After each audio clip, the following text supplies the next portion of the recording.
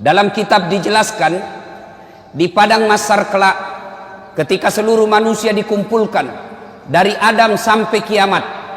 Bayangkan, sejak Adam sampai kiamat, berapa triliun manusia berkumpul di satu tempat. Dan pada saat itu hampir seluruh manusia gelisah. Kenapa mereka gelisah? Karena mereka ingin status hukumnya masuk surga atau neraka, sementara pengadilan belum juga dimulai. Samalah kalau kita dinyatakan tersangka sama polisi, kan kita mau cepat diadili. Adili saya. Kalau saya salah, berapa tahun vonisnya? Kalau tidak salah, adili lalu lepaskan dari sangkaan itu. Demikian juga di padang mahsyar. Hampir seluruh manusia gelisah. Saya ini masuk surga atau masuk neraka? Sementara pengadilan belum juga dimulai. Dalam keadaan gelisah itu, datanglah sekelompok manusia menghadap kepada Nabi Adam. Ya Adam, engkau adalah bapak kami semua. Tolong menghadap kepada Allah, berdoa supaya segera dibuka pengadilan. Mendengar ini Nabi Adam geleng kepala. Saya malu ketemu Allah hari ini. Kenapa? Saya pernah makan barang haram sekali waktu saya hidup. Di mana mau kusimpan mukaku? Adam alaihi salam sekali makan barang haram, malu ketemu Allah di akhirat kelak. Gimana mereka yang pegawai negeri, sejak masuk pegawai negeri nyogok, seluruh gaji-gajinya sampai pensiun haram di sisi Allah. Seumur-umurnya makan barang haram, di mana mau kau simpan mukamu nanti di akhirat? Lalu Nabi Adam berkata, silakan kau datang kepada Nabi Ibrahim alaihissalam, minta kepada Ibrahim alaihissalam. Datang lagi sekelompok manusia ini. Ya Ibrahim, engkau adalah kakek para nabi, tolong menghadap kepada Allah, berdoa supaya segera dibuka pengadilan. Mendengar ini Nabi Ibrahim pun geleng kepala. Masusah, masih ritoka iya. Saya juga malu ketemu Allah hari ini. Kenapa? Saya pernah bohong sekali waktu saya hidup. Di mana mau kusimpan mukaku hari ini?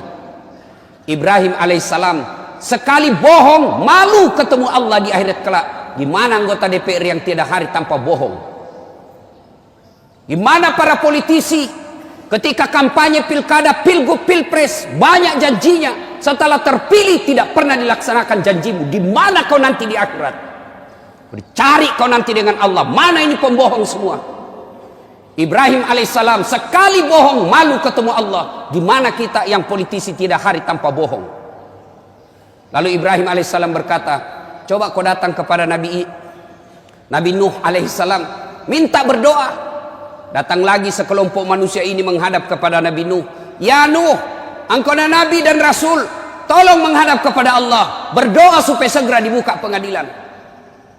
Nabi Nuh pun berkata, susah juga, saya malu ketemu Allah hari ini. Kenapa? Saya pernah diutus menjadi Nabi. La ilaha illallah, tiada Tuhan selain Allah, jangan sembah kecuali Allah. Anakku lawan saya. Saya malu ketemu Allah. Saya diutus menjadi Nabi, justru anakku melawan saya. Nuh alaihi salam, satu anaknya membangkang, malu ketemu Allah di akhirat kelak. Gimana kita yang 3 anak, tidak ada yang tahu sholat. Satu pengedar, satu pengisap, satu kawin lari di bawah bandar. Nuh alaihi salam, satu saja anaknya, malu dan takut ketemu Allah. Gimana bapak-bapak? 4 anaknya tidak ada yang bangun sholat subuh. Demi Allah, yang bisa menyelamatkan kita nanti di akhirat, ketika kita sudah dikubur, bukan rumah mewah, bukan rumah dinas, bukan mobil mewah, bukan tabungan, tapi apa? Anak yang soleh dan soleha yang mendoakan kita. Suatu ketika Nabi Allah Muhammad sallallahu alaihi wasallam menuju ke satu tempat. Dalam perjalanan ke tempat itu, Nabi Allah Muhammad sallallahu alaihi wasallam beserta sahabat lalu berkata, Nabi, cepat-cepatkan langkahmu. Kenapa? Nabi melewati pemakaman. Nabi bersabda, peri-peri kok. Sahabat langkahkan kaki dengan cepat. Selesai di tujuan, Nabi sampai balik lagi dengan rute yang sama melewati kuburan. Sahabat ingin mempercepat langkahnya karena tadi disuruh cepat. Sahabat mempercepat langkahnya. Nabi berkata, tidak usah cepat-cepat, santai saja. Sahabat bertanya, ya Rasulullah, tadi waktu pergi kami disuruh cepat, sekarang tidak, ada apa? Nabi menjelaskan, andai saja kau diberi pendengaran seperti telingaku, kau dengar ini orang tadi disiksa, diazab di kuburnya, disiksa di kuburnya. Saya tidak betah, kasihan saya tidak betah mendengar dia disiksa lama-lama, maka saya percepat supaya saya tidak dengar. Waktu pulang tidak lagi. Kenapa?